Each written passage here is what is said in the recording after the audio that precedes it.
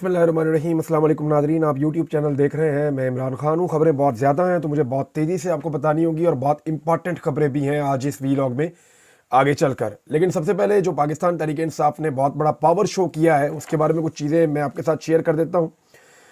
एक तो ये है कि तहरीक इंसाफ के जो नौजवान क़यादत है उसको बहुत ज़बरदस्त रिस्पॉन्ड किया है पाकिस्तान तहरीक इंसाफ के क्राउड ने, ना सिर्फ लाहौर में बल्कि खैबर पख्तूनख्वा में। लाहौर में बोलूँ तो पूरे पंजाब के अंदर इसी तरह की एक्टिविटीज़ हमने देखी हैं। कराची में बिल्कुल एकदम लोग निकल आए और बहुत बड़ी तादाद में निकले। पहले हमें आइडिया ही नहीं था, लेकिन जब मनाजिर आए शाम को और फिर पता चला कि कराची के अंदर भी बड़ा ज़बरदस्त पावर शो हुआ है और कराची के शहरियों ने निकल कर एक मरतबा फिर इमरान खान साहब का साथ दिया और उन्होंने साबित किया।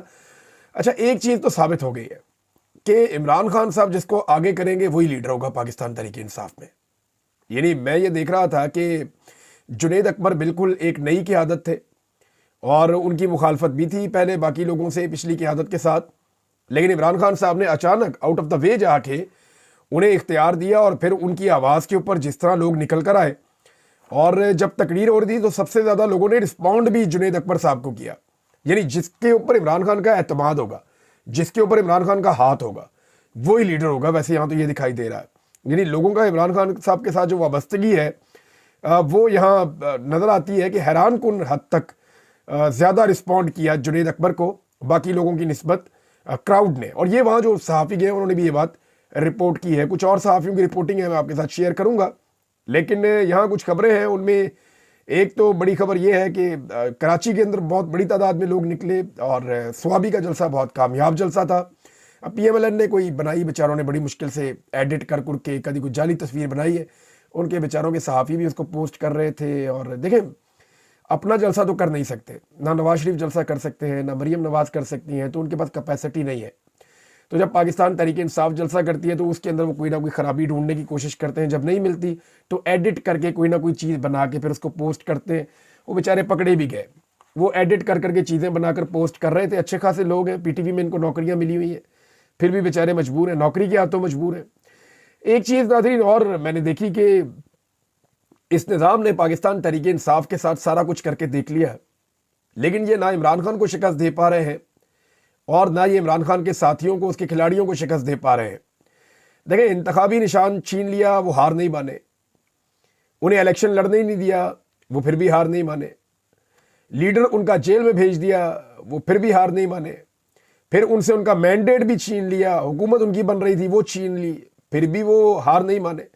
इमरान खान साहब को सजाएं सुना दी, हार नहीं माने। 20,000 कारकुन और लीडर जेलों में भर दिए। किसी पार्टी के 2,000 बंदे पकड़े जाए ना, पार्टी खत्म हो जाती है।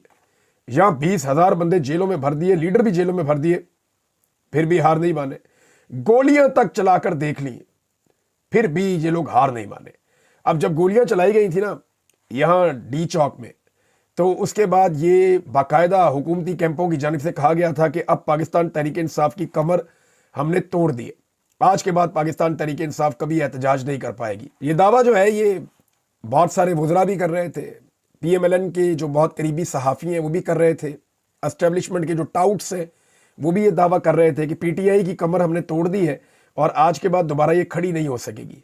लेकिन हमने देखा पाकिस्तान तहरीक इंसाफ दोबारा न सिर्फ खड़ी हुई बल्कि बड़े तगड़े तरीके से खड़ी हुई। रात गए लाहौर के शहरी निकल आए, सियालकोट के शहरी निकल आए, बहुत सारे और शहरों में शहरी निकल आए। लाहौर में एक बड़ी ज़बरदस्त रैली एक बड़े लंबे अरसे के बाद हुई है और बड़ी तगड़ी रैली हुई है, बड़ी तादाद में लोग उसके अंदर मौजूद थे। और आलिया हमजा साहिबा ने ज़बरदस्त काम किया है, सनम जावेद खान ने बड़ा ज़बरदस्त काम किया है। इन खवातीन ने जो है वो बढ़ चढ़ के हिस्सा लिया हर चीज़ के अंदर। पेशावर से, मालाकंड से, जो हज़ारा डिवीज़न है वहाँ से, DI खान टांग वाली साइड से, हर तरफ से बहुत बड़ी तादाद में कारकुन पहुँचे हैं। और जुनैद अकबर साहब ने एक और बड़ा ज़बरदस्त काम किया। अब उन्होंने जो उनकी पार्टी लीडरशिप है ज़िले सतह पे, उन सबको ये कहा है कि अब आप मुझे तफसीलात दें कि कौन से MNA और MPA ने काम किया और कौन से MNA और MPA ने काम नहीं किया। देखिए, एक शो कामयाब हो गया तो उसका मतलब ये नहीं है कि शो, तो देखिए इमरान खान का कामयाब हो ही जाता है, लोग बहुत बड़ी तादाद में आते हैं, सब लोग निकल कर आ जाते हैं। जब ये लॉन्ग मार्च करते हैं तब भी सब लोग निकल कर आ जाते हैं। तो 1,00,000 2 लाख बंदा इमरान खान के लिए सड़कों पर आ ही जाता है कुछ ना कुछ करके, इतनी मोबिलाइजेशन हो जाती है। लेकिन अगर आपने 10 लाख बंदा लेकर आना है तो सबको जोर लगाना पड़ेगा। जुनैद अकबर अब इस फार्मूला पे काम कर रहे हैं। उन्होंने कहा जी मुझे एक एक बंदे का नाम बताओ जो बंदे नहीं लेकर आया। मैं जाके इमरान खान साहब को रिपोर्ट दूंगा और इन सब के बारे में बताऊंगा कि इन्होंने क्या किया है। तो ये एक बड़ी मुश्किल पैदा कर दी है जुनैद अकबर साहब ने, और ये इमरान खान साहब को सारी तफसीलात जाके शेयर करेंगे जुनैद अकबर साहब। अच्छा, लोगों से जो बातचीत कर रहे थे ना सहाफ़ी, उन्होंने बताया जी एक चीज़ हमें बड़ी अजीब लगी कि लोग इमरान खान साहब पे बहुत अजीबोगरीब हद तक जो है वो हैरानकुन हद तक यकीन रखते हैं। यानी कई लोगों ने इंटरव्यूज़ देते हुए कहा, कई लोगों ने बातचीत करते हुए कहा, और वो बड़े पुरजोश थे। उन्होंने कहा जी इमरान खान ने कहा कि वापस आ रहा है। ये जुमला सुना ना आपने 1-2 दिन पहले कि इमरान खान साहब ने कहा कि मैं वापस आ रहा हूं। तो लोगों का ये कहना था कि अब अगर इमरान खान ने ये कहा है कि वो वापस आ रहा है तो हमें पूरा यकीन है कि फिर वो वापस आ रहा है।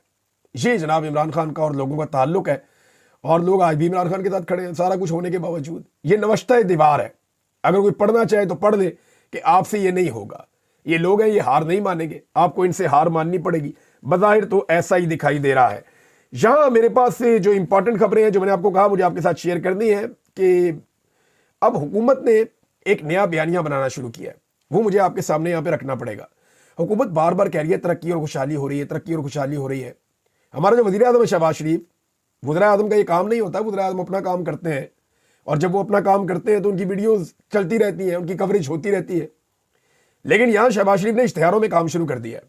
वॉक करते हुए आ रहे हैं, एक बच्ची बैठी हुई है, वो बच्ची शहबाज शरीफ की तारीफ करती है, शहबाज शरीफ साहब आके उसके पास बैठ जाते हैं, फिर उसके साथ डायलॉग बाजी करते हैं, उसे बताते हैं मुल्क में तरक्की खुशहाली पता नहीं क्या मैं लेकर आ रहा हूं। यही बयान नवाज शरीफ भी दे रहा है, तरक्की और खुशहाली हो रही है। यही बयान जो है वो शहबाज शरीफ भी दे रहे हैं, तरक्की और खुशहाली हो रही है। यही बयान मरियम नवाज, सारा टब्बर एक ही बात कर रहा है कि तरक्की और खुशहाली हो रही है। क्यों कह रहे हैं? देखिए, पहले तो आप ये बात देख लें कि क्या तरक्की और खुशहाली हो रही है। इनकी जाती तरक्की, इनकी जाती खुशहाली हो रही है, इनकी जायदादों में इजाफा हो रहा है, इनका एनआरओ हो गया, तमाम केसेस इनके खत्म हो चुके हैं, इनकी जान छूट गई है करप्शन के सारे मुकदमात से जो इन्होंने की हुई, और इनके खानदानों की खुशहाली आ गई है। इनकी अपनी खुशहाली, इनकी अपनी तरक्की हो रही है। पाकिस्तान की तरक्की कितनी हो रही है उसका अंदाजा आप यहां से कर दें कि बेशुमार पाकिस्तान के मंसूबे बंद हो गए जो चल रहे थे इमरान खान साहब के दौर में, सिर्फ पैसा बचाने के चक्कर में। अमन व अमान की सूरत हाल पहले से ज़्यादा ख़राब है। अभी मैं एक प्रोग्राम देख रहा था, उसमें हकायक सामने लाए गए कि चाइना अपनी सिक्योरिटी अब खुद करना शुरू हो गया पाकिस्तान में, और उसके लिए तेज़ी से इकदाम हो रहे हैं। यानी पाकिस्तान के ऊपर उनका ट्रस्ट भी नहीं रहा, यहां तक मामला पहुंच गए। तो अमन व अमान की सूरत हाल आपके सामने, सरमायाकारी तारीख की निचली सतह पे है। अब ये कहते हैं कि महंगाई कम हो रही है, नहीं, महंगाई की जो बढ़ने की रफ्तार है उसमें थोड़ी कमी हुई है। यानी पहले महंगाई की रफ्तार बहुत तेजी से बढ़ रही थी, अब कम तेजी से बढ़ रही है, लेकिन बढ़ रही है महंगाई। अगर उन्होंने क्लेम किया कि इन्होंने महंगाई कम की है तो कोई एक चीज बताएं जो इमरान खान साहब के दौर की निस्बत आज सस्ती हो, बतानी पड़ेगी ना। आप अगर कह रहे हैं कि आपने महंगाई कम कर दी है तो आप बताएं ना, कोई एक चीज बताएं जो इमरान खान के दौर से आज के दौर में आप सस्ती बेच रहे हैं, इंसानी जान के अलावा, या लोगों की चादर और चार दीवारी के तकद्दुस के अलावा, या अदलिया की आज़ादी के अलावा, या इंसाफ के कत्ल के अलावा कोई और चीज सस्ती नहीं हुई। आपने पाकिस्तान में हर चीज को महंगी किया है जो पाकिस्तानी इस्तेमाल करते हैं, चाहे वो पेट्रोल हो, चाहे वो डॉलर हो, चाहे वो घी हो, चाहे वो आटा हो, चाहे वो चीनी हो, चाहे वो दालें हो, चाहे कोई भी चीज हो, बिजली हो, गैस हो, हर चीज को आपने पहले से ज्यादा महंगा किया। तो कोई भी एक चीज इमरान खान साहब के दौर से सस्ती नहीं है। वज़ीर आज़म ने इश्तिहारों में काम शुरू कर दिया है, सारे रल के कह रहे हैं तरक्की और खुशहाली आ रही है, तो पाकिस्तान में ना तरक्की आ रही है ना खुशहाली आ रही है, इनकी कमबख्ती आ रही है। इनको पता है कि इलेक्शन आने वाला है, लिहाजा अब ये रौला डाल रहे हैं सारे के सारे, और जानबूझकर रौला डाल रहे हैं सारे के सारे, ताकि इलेक्शन जब आए तो ये सारे कहें जी हमें तो काम ही नहीं करने दिया। भैया आपका जाली मैंडेट है, आपको लोगों ने वोट ही नहीं डाले हुए। 17 सीटें आप टोटल जीते हैं। आप पाकिस्तान में हुकूमत या सूबे में हुकूमत का कहीं भी आप एक शहर का मेयर आप नहीं बन सकते, और आपको जबरदस्ती वज़ीर आज़म बना दिया है, वो दूसरे को सदर बना दिया है, वो इधर एक को वज़ीर आला बना दिया टिकटॉकर को। तो इन्होंने, भतीजी जो है वो टिकटॉक बनाती है, चाचा जो है वो इश्तिहार बनाता है, अजीब मॉडल्स ला के इन्होंने यहां भर्ती कर दी है, और बाप जो है वो कबूतर उड़ाता है। वो सारा खानदान ही नौसरबाजों का भाई, कोई कबूतर उड़ा रहा है, कोई टिकटॉक बना रहा है, कोई इश्तिहार बना रहा है, वो एक है उसको गाने का शौक है। अजीबो गरीब किस्म के लोग जो है वो पाकिस्तान के ऊपर लाकर मस्करे इन्होंने मुसल्लत कर दिए हैं पाकिस्तान की एस्टेब्लिशमेंट ने। पता नहीं अजीब शौक है इनके। अब आप ये देखें कि इमरान खान साहब ने आर्मी चीफ को जो खत लिखा उसके बारे में बात करनी है। अभी मैं उसकी तफसीलात आपके सामने रखता हूं कि इमरान खान साहब ने आर्मी चीफ को खत क्यों लिखा। लेकिन चले उससे पहले जुनैद अकबर ने जो तकरीर की वो सबसे इंपॉर्टेंट है। उसकी कुछ चीज़ें मैं आपके साथ शेयर कर देता हूं कि जुनैद अकबर साहब ने अपनी तकरीर में क्या कुछ कहा। अब क्योंकि उनकी तकरीर कहीं पे रिपोर्ट ही नहीं की, मैंने मीडिया पे देखा नहीं रिपोर्ट कर रहे थे, तो मैंने मुख्तलिफ क्लिप से उनकी जो तकरीर है उसके कुछ हिस्से निकाले, आपके साथ शेयर करता हूँ। नंबर 1, उन्होंने ओवरसीज पाकिस्तानियों से कहा, मैं आपका शुक्रिया अदा करता हूं, जब तक कानून की हुक्मरानी नहीं होती अपने रेमिटेंसेज ना भेजें, क्योंकि ये टैक्स हम अपने इदारों को सरहदों की हिफाजत के लिए देते हैं, लेकिन वो हमारे बेडरूम में कैमरे लगाते हैं ताकि हमें ब्लैकमेल करें। बाथरूम में भी उन्होंने कहा कैमरे लगाते हैं। फिर उन्होंने मजीद कहा, हम नहीं चाहते कि टकराव हो, हम इस इदारे को अपना मानते हैं। इस वक्त अवाम और इदारे के दरमियान बहुत बड़े फासले हैं, ये मुल्क के लिए भी खतरनाक है और आपके इदारे के लिए भी खतरनाक है। इदारे पाकिस्तान के चाचा और मामा मत बने, ये मुल्क मेरा है, ये जमीन मेरी है, आप सरकारी नौकर हैं, आप ये इदारे छोड़कर चले जाएंगे, मगर मैं इन इदारों को ओन करता हूं, ये भी जुनैद अकबर ने कहा। फिर उन्होंने कहा कि मोहसिन नकवी कह रहा है कि दोबारा वही करेंगे, जब इमरान खान इस बार हुक्म देंगे तो आपका चाल भी ठीक करेंगे और आपकी ढाल भी ठीक करेंगे। ये बात जनाब जुनैद अकबर साहब ने मोहसिन नकवी को कही।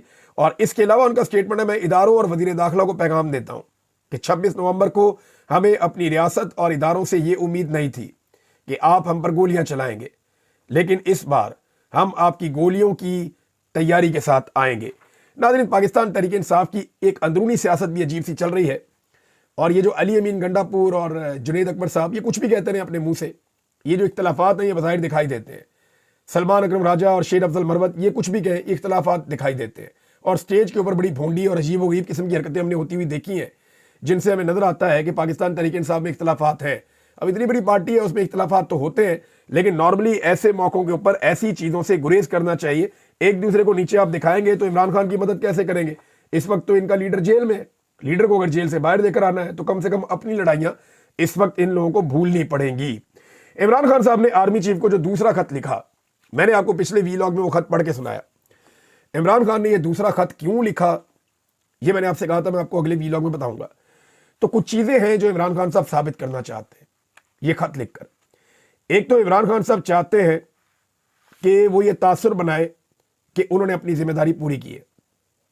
यानी मैंने अदलिया को भी लिखा, मैंने आर्मी चीफ को भी लिख दिया, जहां से हमें शिकवा शिकायत है मैंने वहां लिख दिया, आर्मी चीफ को भी खत लिख दिया, मैंने अपनी हुज्जत तमाम की है, मैं अपनी जिम्मेदारी पूरी कर रहा हूं। एक तो ये है। दूसरा, इमरान खान साहब ये भी बताना चाहते हैं कि जिम्मेदारी किसकी तरफ है। यानी इमरान खान साहब क्लियरली कहते हैं कि मिलिट्री एस्टेब्लिशमेंट की वजह से ये सारे हालात पैदा हुए। उन्होंने साफ बताया कि कर्नल क्या कर रहा है, फलां क्या कर रहा है, एजेंसियां क्या कर रही हैं, और मिलिट्री का क्या रोल है पाकिस्तान की सियासत के अंदर। और अगर फौज इन मामलात को ठीक करना चाहती है तो फौज को सियासत से अपने आप को अलग करना पड़ेगा, अपने असल आईनी और कानूनी रोल में जाना पड़ेगा। अब इमरान खान साहब ये भी बता रहे हैं कि मसला है किसका, और उन्होंने एक जुमला बोला कि चंद काली भेड़ें। यानी वो इमरान खान साहब ये भी कह रहे हैं कि पूरी मिलिट्री के ऊपर उनका कोई वो नहीं है। उन्होंने पिछले खत में कहा था कि फौज भी मेरी, मुल्क भी मेरा। इस खत में उन्होंने कहा चंद काली भेड़ें। तो इसका मतलब इमरान खान साहब कह रहे हैं कि जो मामला जहां पे खराब है उसको ठीक किया जाए, जिन चंद लोगों के सियासी अज़ाइम हैं या उनके मफादात हैं वो उनको ठीक करें। नंबर 3, इमरान खान साहब इस मामले को आलमी सतह पे भी उठाना चाहते हैं और सबकी तवज्जो इस तरफ लाना चाहते हैं। लेकिन इमरान खान साहब को यह पता है कि उनका बयान रिपोर्ट होता है, पाकिस्तान के अंदर भी पाकिस्तान से बाहर भी। तो आलमी सतह पे जब उनका बयान रिपोर्ट होता है तो यह पता चलता है कि पाकिस्तान का साबिक वज़ीर आज़म पाकिस्तान के मौजूदा आर्मी चीफ को खत लिख के बता रहा है कि मेरे साथ ये ज्यादतियां हो रही हैं, और वो ये भी बता रहा है कि आपकी तरफ से हो रही है, लिहाजा आप सियासत में किरदार अदा ना करें। तो आलमी सतह के ऊपर ये नैरेटिव है कि इमरान खान साहब का बनता है। नंबर 4, इमरान खान साहब पाकिस्तान का जो इदारा है फौज का, उसके अंदर भी एक पैगाम भेज रहे हैं, बज़ाहिर ऐसा लगता है वो एक पैगाम भेज रहे हैं कि मैं मसले का हल चाहता हूं और मैं मसले के हल के लिए तैयार हूं। यानी एक तासुर ये बनाया जाता है ना पाकिस्तान में कि पाकिस्तान तहरीक इंसाफ कहीं फौज की दुश्मन है। वो लाल टोपी वाला आजकल बिठाया हुआ है, वो कहते हैं इनकी गर्दनें काट दो, इनके हाथ काट दो, इनके पाँव काट दो, एक का हाथ इस तरफ से काट दो, पाँव इस तरफ से काट दो। ये ISI वाले मुझे कहते थे, वो कहते थे जी तुम लोग फसाद फैला रहे हो, तो जो फसाद फैलाते हैं उनका एक तरफ से हाथ काट देते हैं, एक तरफ से पाँव काट देते हैं। ये बात उन्होंने मुझे भी की और ये मकबूल जान साहब को भी की, और जो लोग उन्होंने उठा के अगवा किए उनको भी यही बात करते थे, फिर बहुत मारते थे उन्हें। तो ये जनाब यही बात जो वो लाल टोपी वाला भी कह रहा है, वो ये कहता है जनाब कि इनकी गर्दनें भी काटो तलवारों से, हाथ भी काटो और टांगे भी काटो, इस तरह की बातें वो कर रहा है, इस तरह का बयानिया वो बना रहा है। तो इस बयानिए का तोड़ है जो इमरान खान साहब बता रहे हैं कि जी हम मसला नहीं है, मसला हमारे साथ हो रहा है, हम तो मसले का हल है और मसले का हल बता रहे हैं कि जनाब आप अपने आईनी किरदार में जाएं और हम इलेक्शन जीतने हमारा मैंडेट हमें वापस करें, या आप इसके अंदर से निकल जाएं, हम खुद ही अपने मामला सियासी कर लेंगे। लिहाजा इमरान खान साहब ने खुलकर अपना मौक़िफ़ इसलिए रखा, उसकी वजह यह है कि इंटरनेशनली पाकिस्तान के अंदर और वो बता सकें कि एक्चुअली जिम्मेदार कौन है, और वो आलमी सतह पे भी बताएं, और उसके अलावा इदारे के अंदर भी पैगाम जाए कि इमरान खान मसले का हल चाहता है, ताकि मसले के हल की तरफ अगर बढ़ना है तो बढ़ने में आसानी रहे। इमरान खान साहब के नाम के नाज़रीन नारे लग गए कज़ाफ़ी स्टेडियम में, ये तो होना था, यानी वहां पे जहां नौजवान इकट्ठे होंगे वहां यही होगा। कज़ाफ़ी स्टेडियम में मैच हो रहा था, उसके मैंने कुछ मनादिर देखे, तो वहां पाकिस्तान तहरीक इंसाफ के नौजवान मौजूद थे, और वैसे भी नौजवान कोई भी हों वो पाकिस्तान तहरीक इंसाफ के साथ ही है ज़्यादा तादाद में। आजकल इमरान खान की कुर्बानी इतनी बड़ी है कि उसने नौजवानों की बड़ी तादाद को अपने पीछे लगा लिया। यही नौजवान नवाज शरीफ के साथ खड़े हो सकते थे। आज अगर आप 100 नौजवानों से पूछेंगे तो उनमें ज़्यादातर नौजवान इमरान खान के साथ खड़े होंगे, बहुत कम नवाज शरीफ के साथ खड़े होंगे, बहुत कम बिलावल के साथ खड़े होंगे, बहुत कम बाकी पार्टियों के साथ खड़े होंगे। तो अगर आप अकेले इमरान खान को देखें तो सारी पार्टियों के मुकाबले में वो 2/3 से ज़्यादा नौजवानों में अक्सरियत रखता है। इतनी ताकत है, 70-80% नौजवान, या शायद इससे भी ज़्यादा, अगर मैं एग्जेजरेट नहीं कर रहा तो वो इमरान खान साहब के साथ है। तो स्टेडियम के अंदर नारे लग गए जनाब। अब इसका हल तो है कोई नहीं, लोग मोबाइल साथ लेकर जाते हैं, उन्होंने वीडियोस बना ली, कैदी नंबर 804 के नारे लग गए, इमरान खान के नारे लग गए, तहरीक इंसाफ के नारे लग गए, IIPTI के नारे वो लगाते हैं, उन्होंने वो भी नारे लगाए। तो ये सूरत हाल जनाब हुई है स्टेडियम के अंदर। अच्छा, ये जो चीज़ें हो रही है ना लगातार, इन चीज़ों ने मुस्लिम लीग नून को ज़हनी मरीज़ बना दिया। सबसे पहले जो ज़हनी मरीज़ बने वो नवाज शरीफ साहब। उन्हें यकीन ही नहीं आ रहा अब तक कि मैं मानसेरा से भी हार गया और लाहौर से भी हार गया। जितनी बदतरीन शिकस्त नवाज शरीफ साहब को हुई है मानसेरा से और लाहौर से, वो ज़हनी तौर पे बहुत डिस्टर्ब है, वो बात नहीं कर पा रहे, मीडिया को फेस नहीं कर पा रहे, सामने नहीं आ पा रहे, अपनी पार्टी को कंट्रोल नहीं कर पा रहे, पार्टी के लोगों से नहीं मिल पा रहे। तो मियाँ साहब ज़हनी तौर पे बहुत डिस्टर्ब हुए हैं। उनकी जानिब से स्टेटमेंट ज़रूर जारी किया जाता है, लेकिन वो बहुत परेशान है। दूसरा जो है वो ख्वाजा आसिफ साहब को हमने देखा कि उन्होंने अपने वालिद को एक तकरीब के अंदर, यानी उल्लू का पट्टा एक को कह दिया अपने वालिद को, या पता नहीं वो, या बड़ा उल्लू का पट्टा कह दिया, मुझे समझ नहीं आ रही उन्होंने क्या किया। यानी कहानी ऐसी सुना दी जिसमें उनके वालिद ने किताब वापस करने का कहा, और खुद कहते हैं जी किताब वापस करने वाला उल्लू का पट्टा होता है। तो अजीब व गरीब ही काम है, और किताब देने वाला उससे, वापस करने वाला उससे बड़ा उल्लू का पट्टा होता है। इस तरह की बात की उन्होंने। तो ख्वाजा आसिफ साहब ज़हनी मरीज बन गए, इतनी दफ़ा उन्हें शिकस्त दी है डार फैमिली ने, और अब तो रेहाना डार साहिबा ने बदतरीन हालात के बावजूद उन्हें शिकस्त दे दी है। अब एहसन इकबाल साहब के ज़हन पे भी असर हो गया नादरीन, उन्होंने अजीबो गरीब बयान देना शुरू कर दिए हैं। ये तीसरा बंदा सामने आया, और बहुत सारे हैं, लेकिन मेन बंदों की मैं बात कर रहा हूँ।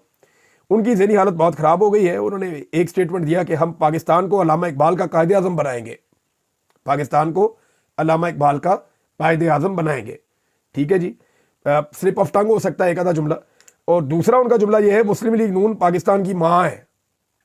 ये अजीबोगरीबी बात है भाई, वो रियासत माँ होती है, ये तो हमने सुना था कहीं कहीं। मुस्लिम लीग नून पाकिस्तान की माँ है, तो बाप कौन है? बलूचिस्तान अवामी पार्टी। यानी अजीबोगरीब काम कर रहे हैं ये लोग, ज़हनी तौर पे वाकई डिस्टर्ब है। नादरीन, एक बहुत बड़ी खबर है, और ये शहबाज राणा साहब लेकर आए, उनका क्रेडिट है, लेकिन खबर बहुत बड़ी है।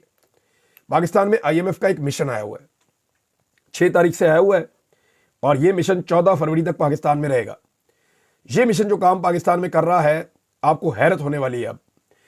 और इससे पहले कभी भी IMF के मिशन ने ये काम पाकिस्तान में नहीं किए।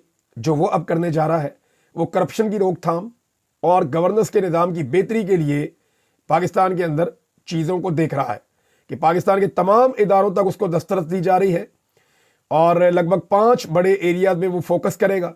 19 वजारतों और रियासती इदारों से उनकी मुलाकातें हैं, और अब IMF किन चीज़ों पे काम करने जा रहा है। ये तहलका खेज खबर है शहबाज राणा साहब की।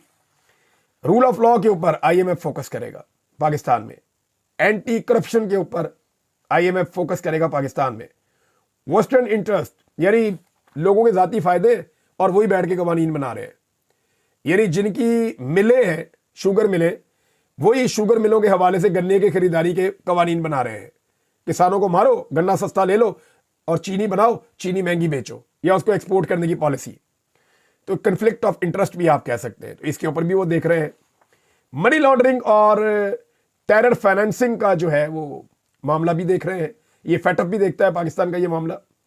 और इसके अलावा जुडिशल इंडिपेंडेंस की असेसमेंट भी वो कर रहे हैं। इसमें वो जुडिशल कमीशन ऑफ पाकिस्तान से मुलाकात करेंगे और वो ये देखेंगे जजों की जो तकर्रियों का तरीकाकार है। ये जो अब जज लगाए जा रहे हैं ना पाकिस्तान में, ये 10-12 लगा दिए, वहाँ पे सिंध में, कुछ पेशावर में, कुछ लाहौर में, ये जिस तरीके से जजेस लगाए जा रहे हैं, इस्लामाबाद हाई कोर्ट में भी इस तरीकाकार के ऊपर इख्तलाफ आ रहा है। पाकिस्तान में नहीं, दुनिया भर में ये तरीकाकार है ही नहीं, इसको पसंद ही नहीं किया जाता, ये होता ही नहीं है कहीं पे ऐसे। तो जुडिशल कमीशन से उनकी एक मुलाकात भी होने जा रही है, वहाँ वो जजों की जो तकर्रियों का तरीकाकार है उसका भी जायजा लेंगे। और सुप्रीम कोर्ट ऑफ पाकिस्तान से भी उनकी एक मीटिंग है। जुडिशल इंटीग्रिटी और जो अदलिया की आज़ादी है इसके ऊपर जनाब जायजा लेगा IMF। देखें, जिस मुल्क में अदालतें आज़ाद नहीं होती ना, उस मुल्क के अंदर कभी भी रूल ऑफ लॉ नहीं होता, और रूल ऑफ लॉ जहाँ नहीं होता वहाँ पे इन्वेस्टमेंट कभी भी नहीं आती। मुमकिन ही नहीं है कि वहाँ पे कभी इन्वेस्टमेंट आए। जनाब, नून लीग ने एक ट्वीट किया और उसके जवाब में मोहम्मद ज़ुबैर साहब ने एक छोटा सा ट्वीट किया। मज़ेदार चीज़ है, मैं आपको बताता हूँ। नून लीग ने कहा कि 8 फरवरी को पाकिस्तान के अवाम ने मुस्लिम लीग नून को मुंतखब किया, फिर आगे शुक्रिया वो बहुत सारी चीज़ें। मोहम्मद ज़ुबैर साहब ने उसके ऊपर सिर्फ एक लाइन लिखी और कमाल कर दिया। उन्होंने लिखा, ये एक फेक न्यूज़ है, नून लीग हरगिज़ नहीं जीती थी। नाज़रीन, अब तक इतनी, अपना ख्याल रखिएगा, अपने इस चैनल का भी। अल्लाह हाफ़िज़।